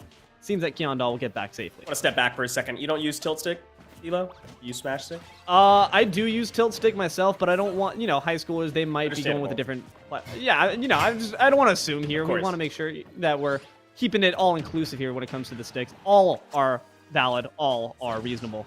But in this case, might need that quicker reactions with those tilts to ensure you're able to get any damage off, because we haven't really seen, again, those options come here from Isabel. Those broomsticks haven't been hitting like they should. I like that Kiendo found a couple of grabs there, but going for a third one, unfortunately, was almost death, as the jab does beat it out a little bit in frame. So Kiendo's got to get back to stage. Actually finds a really nice opening, but up tilt out of shield is definitely not a true punish. I think Kiendo tried to go for like a nair or something following that dash attack. Up smash out of shield, I think, would have been a true punish, but Joskin, either way, finds the kill. I think we need to stop with these F smashes. It's not a party. We're not having fun here. You are on your set stock, my friend. Please be careful. Make sure that you're valuing your life properly. That just doesn't have a good enough range despite the power that's on it. Would love to see maybe more aerial approaches just to use that nair a bit more wisely. It's such a quick option. There it is. For Isabel. There it's going to get yourself a bit of stage, but just toss Joskin back. We're playing some volleyball coast to coast. Uh-oh. They heard you. They used two nairs, and they both were effective. And look at that. Got some advantage off of it, but unfortunately, Arsene is out, and at 130%, that's really, really unfortunate. It's a lot of rage. It's going to be a lot of damage if you let that keep racking up. Another Aegon hits, and Kyandal is basically a back air away from death. Kyandal is doing some sort of speed run where you just do not play with pockets, apparently. I'm certainly of the belief of that. The one time the fishing rod hits, 167, still does not kill. If that's not an omen, I don't know what is. This could be one. Brilliant parry to keep yourself in the game. That was scary. I love that option, right? Run up, expect the shield to get dropped and go for F tilt. But you actually found the follow-up. F tilt still hit the shield, but you found another chase after that. Ooh. And chase is the name of the game. Kyondolf chases pretty far, finds themselves on the ledge now, but evens this up pretty quickly. That's a hunting dog now. The hounds are on the loose, but so is Arsene. Could be a bit of an issue. Tries to go off stage, but meets 2 smacks with a slingshot in return. Unfortunately, that Aegon's going to follow it right back up. Great job interrupting the attempts from Joscon to go off stage with these aerials, but it might not just be enough. Nice up smash, almost evens it up. Ooh. Dash attack gets eaten right there. Kyondolf wants to get back to stage, desperately wants to turn Arsene into a Shinigami, God of Death, but unfortunately, death might be on your side. Joscon has to find a closeout here. I think it's going to be in the form of an up smash or a hard read, but Kyondolf's not going to let it go easy. And we've seen up smashes from Kyondolf as well as a way of getting this kills off. Might be the fishing rod. Oh my god, will it do it? No, not quite. Cal is having pretty wide blast off the side. Not going to grant you that one, but man, would that have been a great cannon event. Kyondolf approaching with these dash attacks is dangerous pickings here, but it's 128 to 135. Anyone could die from a sneeze. Another AHA hits. This damage ultimately is just aesthetic at the end of the day, and doesn't tech it, because how are you supposed to know that a rising Fair 1 isn't going to connect into Fair 2, and you hit the ground? Props to Joscon for responding with the F smash, understanding that that was not going to be tech, but still, what an interaction to close that very close game out. That was fantastic work to both players. I think we saw some really good adjustments there from Kyondolf. Unfortunately, it just wasn't quite enough to clinch it out. Hey, if you have that potential though to make adjustments like that, show some good gumption, show some good moxie from the team there that you're willing to stick to your character, stay loyal, but just try to stay maybe a bit more skillful and technically finessing with it. And unfortunately not going to come up with that set dub, but nonetheless, credit to the dog. Absolutely. Fantastic stuff. That 2 sets, I believe, already for Riverside versus JD Clement. JD Clement coming out ahead. Am I wrong here? I'm trying to... It's tied. I think we're 1-1. tied up, actually, yeah. Riverside Joscon just was took Riverside, that one that's right. off of JD Clement, who was Kyondolf's side. So unfortunately, we're now returning back to a set for JD Clement. They wanted to maybe try to make that a clean sweep, but Kyondolf couldn't take it home. But at the very least for us, more Smash Bros to be had. The question is, do you send in a player that's already been in before, or do you maybe go with a new take on it, a new perspective? Always the question when it comes to these more tight sets. That's a good question. I'm hyped for a set 3. I'm happy that we are finally seeing this best 3 go to the limit. I think right now, again, I'm always in favor of sending out a new player, getting some fresh experience, but if Durham Tech was any indication, looks like we're going for dubs here. So sending out your best players one after the other might be the move. Indeed, I mean, it's speaking of getting to your limit, might see Kaiser return back with that cloud, hitting limits, surpassing them even. And we also might see Ben coming back with that banana in tow, but hopefully just not going to clutch onto it too hard. I would love to see Diddy Kong make a return, but this time from the outset, just open up with the monkey and make sure that you're playing carefully. Don't rely too much on the item. It's a banana, not a crutch. Very true. Let's see what we got as we get into this final set for JD Clement versus Riverside. And we've got Falco versus Rob, 2 new players.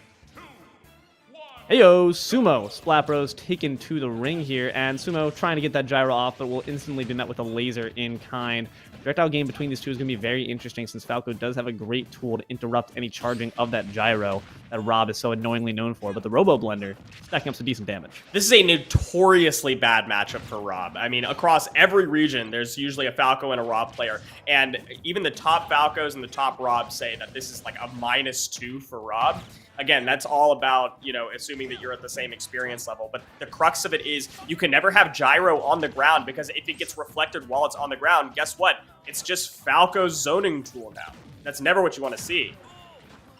Right now, trying to maybe see Splat Bros indeed make good on that strategy, but Sumo not going to allow him to with that row of beam, but going to be knocked up into the sky. Rob being quite the big character, not necessarily the heaviest, but going to be really liable to these setups from Splat Bros, and you're seeing him try to go for them just there with these up tilt engagements. But ooh, that was close. The Firebird's going to be able to get him back safely.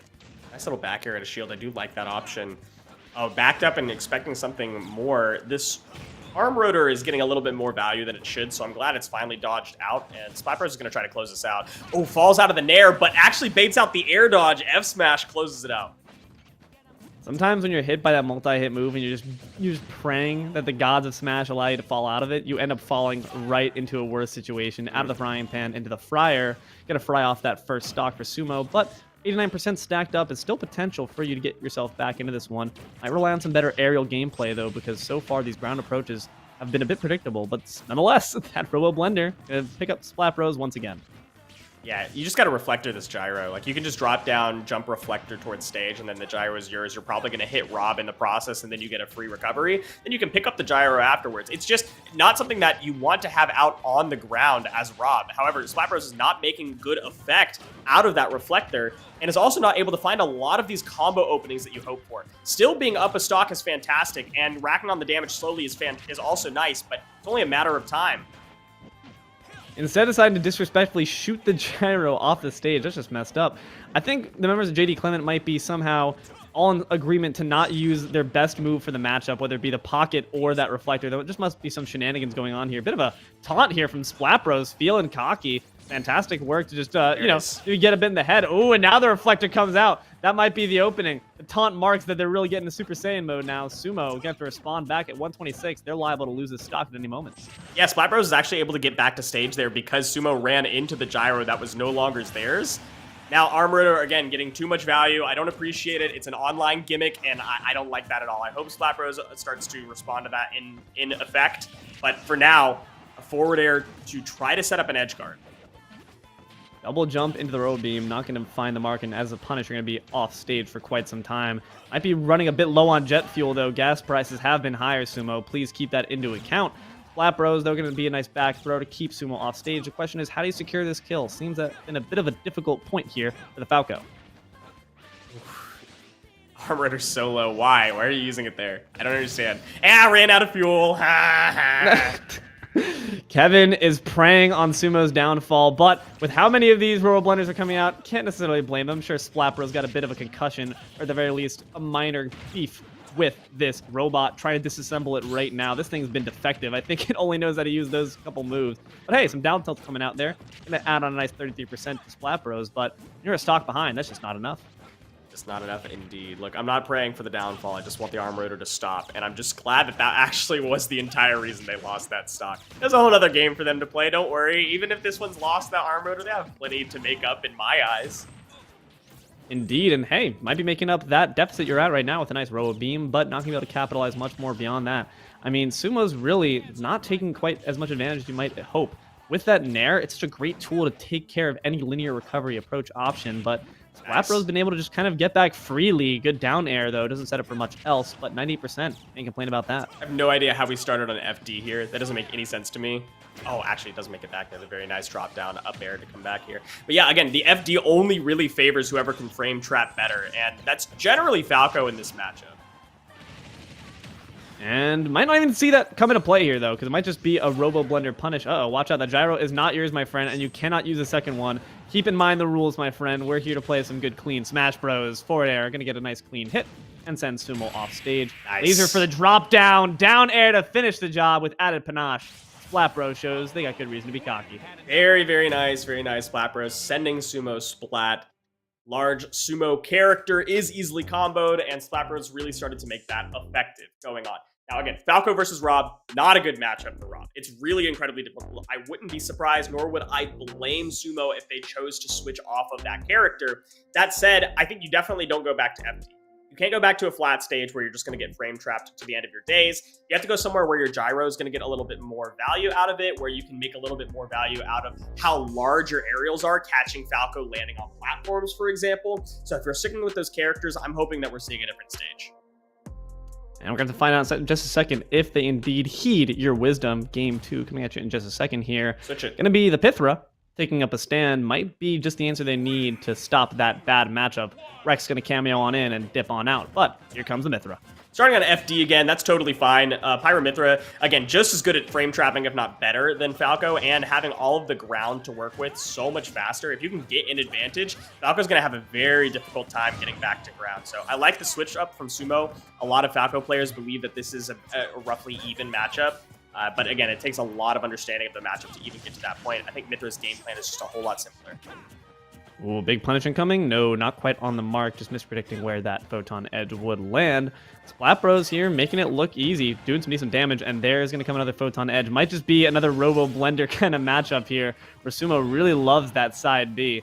But going to make you pay for it now, 87 to 54. But now the Pyra's out. This could be troublesome with that Prominence Revolt. All right, scratch everything I said. I don't think they know how to play this character. Not as like a slight to them. I just genuinely think that like they're not going for some of the more standard reasons why you would play Mithra, not using your speed to your advantage or your safe aerials or your safe grounded moves like forward tilt or anything like that, just throwing out smash attacks instead, trying to close out the stock a lot earlier than you probably should. If you want to do that, just switch to Pyra. I mean, at this point, Falco will die, but very nice stuff out on the jump. Also eating with that that stage mistech there. I like that. Sumo actually winds up closing out and starting this over. I mean, nonetheless, though, I do have to agree with what you said there, Kevin, that Sumo, I mean, true to the name, keeping their feet firmly planted on the ground, but you need to be chasing, especially when you're on that Mithra early percentages. You need to be following up with those up airs. Is this going to be another spike? No way. Splat Bro is not going to allow that one, and now tournament stock here, or set stock at the very least. This could be troublesome. Sumo needs to come up with some options here. Maybe look for those, not the Photon Edges. Come on, my friend. You got to learn from your Falco right there. Use that up tilt to your advantage. Yeah, like you said, Prominence Revolt does not work like Climb Hazard, so the spike's not going to come out. But, man, really making value out of these Photon Edges. And by value, I mean I'm not sure what type of value we're getting here. Kind of like the gas prices. Indeed. I mean, not the raw, but still being felt nonetheless. The economy's hurting, and so is Sumo. One stock remaining here. Has to pull off some big tricks. Mithra might be the one to do it potentially, but oh, now you're off stage, and now you're going to land right in front of the Falco. No punish there. A bit of a missed opportunity there for Splat Bros. Yeah, Sumo, you just got to mash. I mean, you just got to hit, like, dash attacks, some forward tilts in there. Even if you miss it, there's no good out-of-shield options for the Falco, and you do catch Falco slipping, close out the stock with some Pyra action. Ooh, this could be trouble. Is that a jump eaten? I think it was. And just threw your sword away. Just throw the kitchen sink, why don't you? No Prominence Revolt available with that sword out. And no set available for Riverside to play any longer. JD Clement take that one, 2-1. Oh, they thought they were on Mithra. They thought it was Photon Edge to recover, but that might, that actually genuinely might be it. That is, I'm sure that it, which is surprising because they actually threw it out once. They threw out the Blazing End once, and it got stuffed out. So you had a moment to see that the sword was red. Or maybe you pick a different, like, skin where both the characters don't have. I was about to say, that's the disadvantage of that skin, bro. Can't tell which one you are. That's rough. Get some better prescription glasses. I feel you. I'm a blind boy myself. Same. Can't be falling to those same old tricks when it comes to knowing your character. Might just be a fatalistic mistake off of just rotating off that character. But next set going to be coming at us in just a second. Riverside moving back in with a chance once again for victory versus Durham Arts. I have to see if it's going to be the same storyline from Durham Tech where they lose the first set, come back strong second one. Yep, we'll see how this goes. Yeah, once again, this was Riverside versus Durham Arts. So is this going to be this kind of similar story that we saw from Durham Tech, losing that first set and then coming into the next one with, you know, a vigor ready to take over your opponents, or are they going to succumb to the pressure and to the momentum falling? Gonna be interesting to find out what we have here stacked up too. I'm looking to see non-jokers here. Please give us something interesting. Let's pray to the Smash Gods as we get into game one. Hey, Yoshi, but the anime boy returns. Ben is back. Ben not on the Byleth. Ben not on whoever else Ben played. I don't remember who the other character was. Diddy Kong. Diddy Kong, yes, which was fantastic. But instead of going to the Yoshi, this is a random player if I've ever seen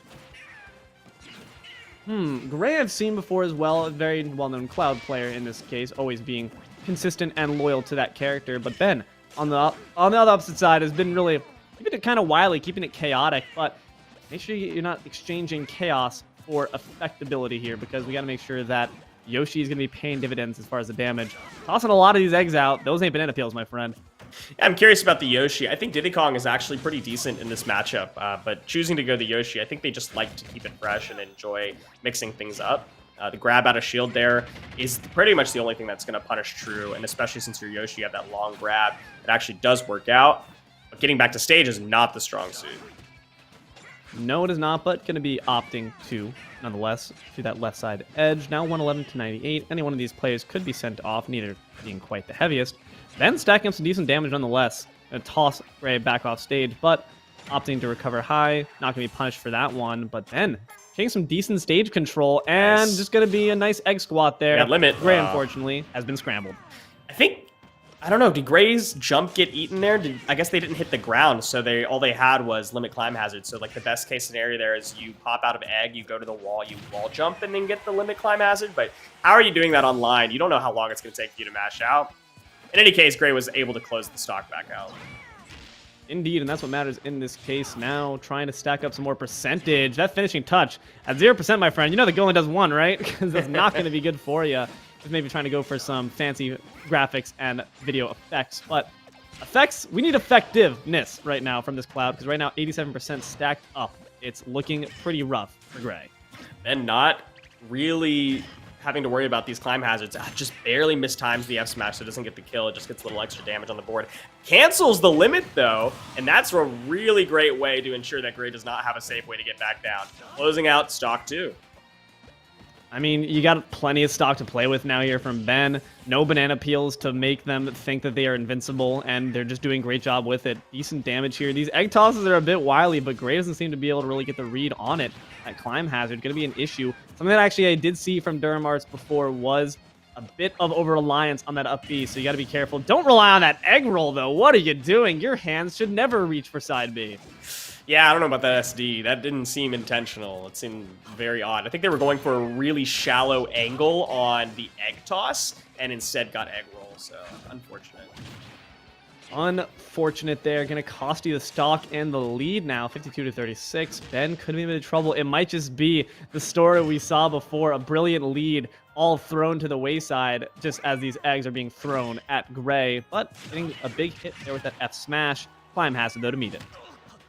Gray wants to close something out. Not quite high enough damage to even kill with that up smash, so I don't know why they threw it out. But it might be the death of them. Trying to get back to stage. Does drift off of a high climb hazard. Ben tries to get a nice read on the ledge trap, but Gray does not let it happen. Gets back to stage. The entire limit cross slash is shielded, and not allowing Gray to land is Ben with the up air to close out game 1. I mean, hey, dilly. Well done there to Ben. Going to get their first game off of their time playing here. Fantastic work to them. Yoshi might just be the key, or are we going to see another character switch up? With this player, you never know. I anticipate a character switch up. I think that's fun, especially if Ben just won. Switch up the character, you actually have a little bit more room to play with off of a character switch up this time as opposed to your last set. And it keeps things fresh for us. I love seeing new stuff. The Yoshi is a fun little mix-up. We've already seen Cloud before. I don't necessarily anticipate seeing the Cloud go away. It's such a safe pick. Usually Cloud players are only 1 or 2 characters that they wind up playing, and they're usually neutral-heavy characters. We saw the Cloud Joker combo before. We see a lot of top-level players playing Cloud and Pyramithra. So in any case, if we're going to see some sort of crazy volatile matchup, it's probably coming from Ben's side. Have to find out in just a second as the next next game looking up for us. Ben makes a return there with the monkey. We all cheer. Yeah, like I said, this is a better matchup anyways than Yoshi is. Diddy Kong just kind of sits on top of Cloud. Cloud can't use rising aerials very well, and so Ben kind of just gets to play around. As long as you don't shield, you don't have to worry about the climb hazard, and banana peel punishes are really great. However, the climb hazard is eating. Indeed, and decent damage already here being built onto Ben. Gray not showing any worse for wear despite taking that first game as an L. Ben going to be, once again, gripping onto that banana peel like their life depends on it, but unfortunately they paid back with a nice cross slash. You actually just lands in the face. Monkey flip not canceled out of, didn't cancel into the monkey flip kick, and then DIs very poorly on that up smash to lose their stock. And Gray just looks like nothing happened on their first stock. It's just a full stock up, like the game started that way almost. Using these platforms really well to just climb hazard and ensure safety upon landing, these monkey flips are not going to have the vertical reach to really do much about it, and that seems to be a big option that Ben uses to approach. An appeal in hand, there's a good forward smash setup, but with no rage and low percentage, Gray's going to be just fine. Ben missed the grab of the banana peel twice. Wanted to go for an edge guard with probably banana peel drop into down air, but missed the banana peel twice, so lost their opening. Gray now has limit to try to make this stock worth something. The rocket barrel boost doesn't connect in the climb hazard. It's going to add a little extra damage and get Gray out of dodge.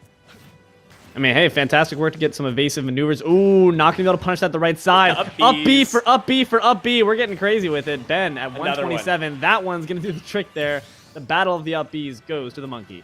Rocket barrel boost. The end hitbox is a big circle, so it does hit under the platform nicely.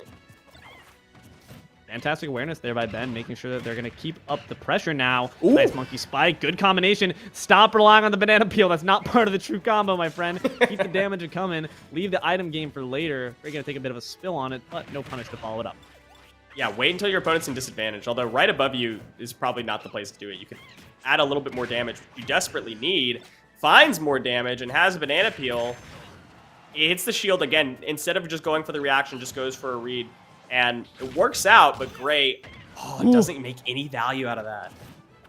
There's a really big risk there for shield poke. There still is, in fact. Climb hazard only going to keep you in place. A monkey flip going to secure a bit more damage. It's 125 to 169, but either one of these players could die at just a moment's notice. Climb hazard is not powerful enough the way Gray's been using that and staling it. Oh my gosh! The sneak attack from the barrel. Someone paid that thing off. Yeah, speaking of C-Stick, definitely they were controlling where that barrel was going. Very, very nice from Ben, but Gray was able to even up the stocks, and Ben is now once again on the back foot, but made a very sizable comeback. That was like a hit job. That was fantastic work to that barrel. Barrel's been doing more work than the Diddy has. No, I can't say that. Ben's been doing a fantastic job piloting this, and now going to be getting the advantage there with just a few more hits. Oh, you're going slipping, my friend. Nice. And that lead's slipping away from you. Gray could be in trouble here. This is the set point for them, so they need to come up with something big. Limit not afforded to them just yet, and the banana's going to hit against the shield after that up smash whiff. Climb hazard's going to be good, though, again. Ben's movement is smooth, his combos are creative, his use of rocket barrel boost is artistic to be sure, and it's going to lead to Gray having one more opportunity. And the Clouds have made crazy comebacks with only one swing in the past. Oh no.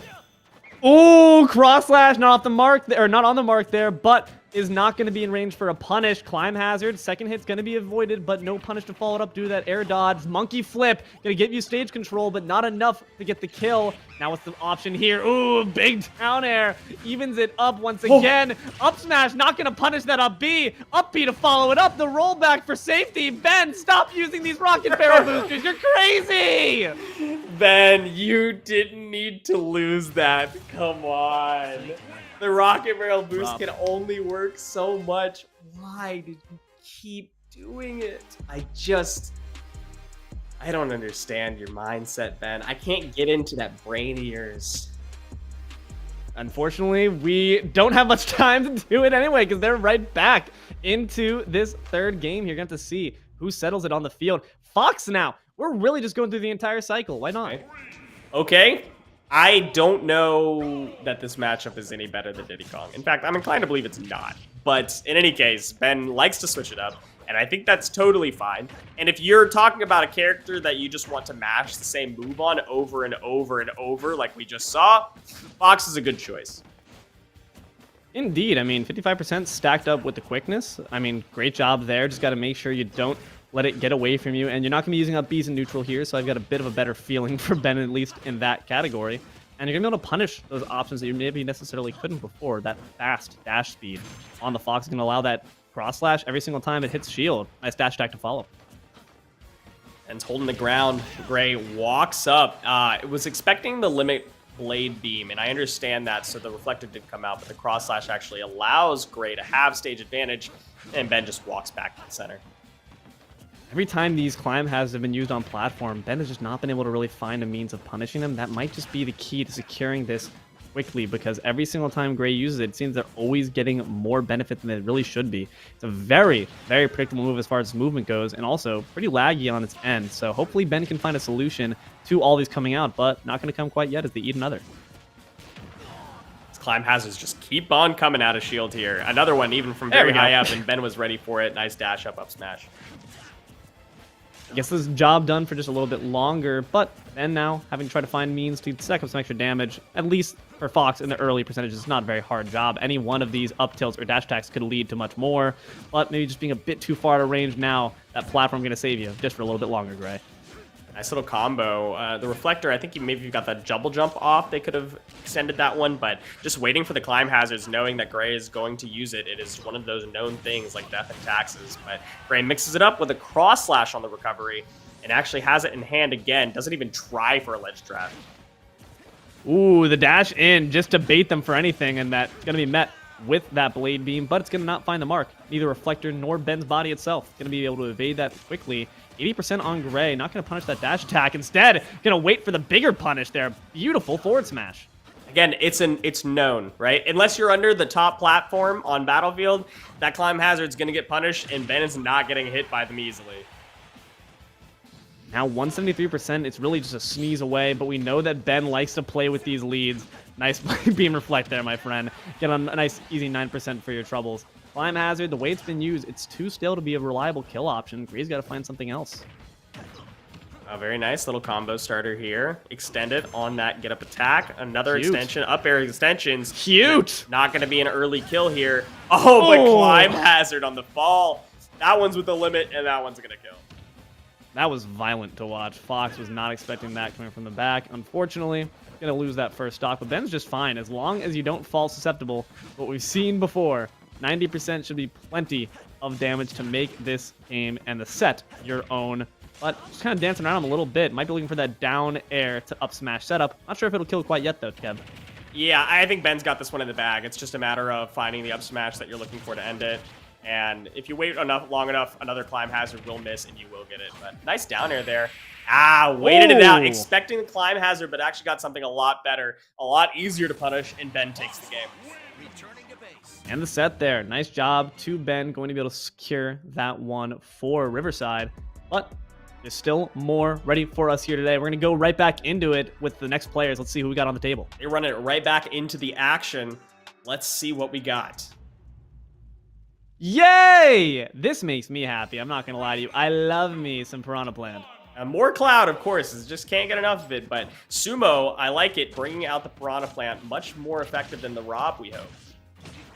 In fact, a character that I've seen this guy play before, and it was very effective, in fact. These down Bs from the Sumo, though, hopefully not going to use them too much as we see one come out, but that might just be something you fall victim to. I'm expecting a lot of climb hazards, and I'm expecting a lot of down Bs. Oh, I like that. Yikes. Quickly charge your limit. I wonder if they were trying to cancel limit and accidentally it got full charge when they went for Blade Beam instead. But in any case, Sumo loses the stock really early. Missed input or not.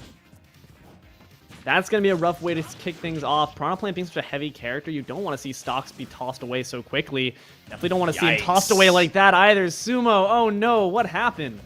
Yeah, Sumo, that's tough. That's a tough way to deal with this. Putting yourself in a heavy handicap and you're already on ledge again. Yeah, but going to be able to work their way out for just a little bit, but decides to roll back in. They're comfortable at the edge, they say. Tries to spit at them, but the Blade Beam's going to interrupt them. Kujo looking for these climb hazards on edge just to get a bit more advantageous positioning. But Sumo just cannot get out of this corner. Now with a limit, this is troublesome. Limit cross slash is canceled out. Kujo's going to be able to recover nicely, but Sumo, a little bit lazy on the ledge trap there. Not going to be able to close that out. I think they might have their mental shot for this game. Might already be thinking about the next one. And you know, that's an okay thing to do as long as you're making sure you're thinking of ways to actually implement better strategies. And right now, it's going to be landing. That's the strategy we got going for us right now. These down Bs have just not been as effective as you might hope. Cloud being able to really just jump over these quite simply and evade with their own options on the offense. Not going to find anything there. Maybe just waiting for the perfect opportunity. Going to be carried up by the up B. You don't usually see that one as a neutral option. Is Kujo just jumping? Is he? Okay, no. They closed it out.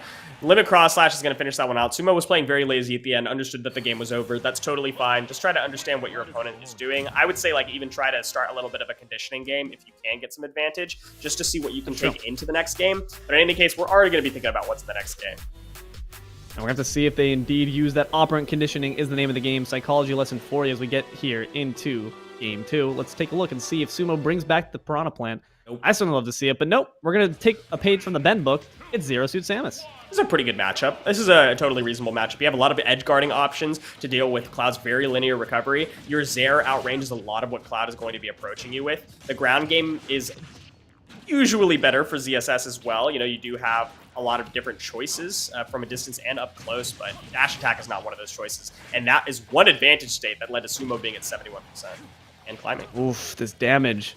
It's coming down quick. It's coming down fast. Kujo indeed going to be making this a difficult job for Sumo to try to get any momentum. You're using that side B quite often, and it might be something that's very easy for them to punish. Nice job with that Blade Beam, going to meet the Paralyzer and trade out for far more damage.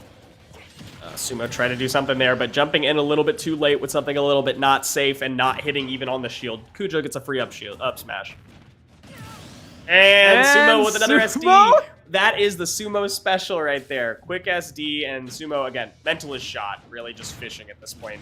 Trying to see if they can find an easy way to close out some stocks and even this game up, but it's not going to be easy. ZSS does not make it easy. We're just gonna, we're hugging, we're grabbing, we're having a fun time. Sumo gonna be, hey, meeting that landing option though with that paralyze. You're not gonna find the punish off it. Kujo, I think, also just a bit stunned as to what just happened, not quite taking advantage fully of that mental being shot. Sumo though, oh, we're battling in the air. Kujo says, take my hand again. Tries to climb their way back up with Sumo in tow. That's a good friend for you, but unfortunately, not gonna succeed. Riverside, take that set. Yeah, Kujo tried to. No, that was actually. Oh, yes, that was. Durham take that set, make it tie. Yeah, okay. Kujo tried to save them, but Sumo said, this game is over. We're done. I've seen Tilt play before. I played pinball. That one's over. Yeah, that's unfortunate. Go next. On the bright side, we got another set coming at you in just a bit here. Gonna have to see if that's going to affect the mentals here of Riverside as we step in. Durham Art's gonna put up Majin, interesting there. And we got Joskin returning with the, say it with me, Joker. Okay, Joskin back with the Joker. Joskin did show a really nice Joker, and Chrom is actually like not a very good matchup against Joker. Joker has plenty of ways to edgeguard Chrom, plenty of ways to combo Chrom as they're a fast-ish faller. This is a tough matchup for playing Chrom. Yeah, especially when Joskin's been doing a pretty gosh darn good job with his projectile game. Chrom, of course, going to be relying on that sword to get that damage, and so far has not gotten any quite yet. Going to be stacking up a nice down tilt, but got to follow it up, and it's going to be a bit hard to carry them away with these Nair strings if you can't even approach. Yeah, Joskin is not afraid to play safe here, and Majin's got to approach aggressively. That's the entire name of this game. If you're playing Roy or you're playing Chrom, you have to approach aggressively and keep the pressure high. If you are approaching with shield, you're going to get nothing done. Right now, though, getting a bit of damage in, and Chrom, of course, being a bit heavier and also just a bit more liable to kill you at an earlier percentage, is at about even, you would say. Those counters, though, are not going to be quite as effective, my friend. You got to make sure you're not letting the opponent condition you into using those when you're in disadvantage, because then you're going to meet a far meatier punish. In fact, that might come in the form of this Arsene now being supported by Joskin, but so far no damage gained by the persona just yet. Yeah, quick back air. Again, the name of the game is Joskin. Get Majin off stage. It's so much easier to deal with Chrom when they're not dealing, like right in your face, throwing out jab. So you have to get them off stage, and you know, sometimes just a nice little Tetracard's going to do it. Indeed, that's an obvious approach option. We haven't seen too much grab game here from Majin, so if you see Majin leaping, Joskin can really just meet that with a nice counter if they have Arsene on their side, or just Rebel's Guard if you're not. Just get that guy back quicker. But right now, 35% already stacked up with the quickness, make it 43. Joskin's doing a great job with getting a bit more mileage out of the stock. Nice. Just waited out going for the F smash, but again, not Roy, so it's not going to kill. Joskin with some good DI, fishing for another F smash, really just wanting a kill confirm. You can't get it lazily. You have to be intelligent about how you do it, and that is one way to do it for sure. That is such a meaty down air. Fantastic work by Majin showing, hey, I'm a stock behind. I'm still not afraid to get a bit crazy, get off the stage. And now, about an even game once again, despite that 40% differential. Just need a couple good setups, but hasn't really come in the form of these aerials. It's been a lot more strong and more punishable options. Indeed, punished there by the Rebel's Guard.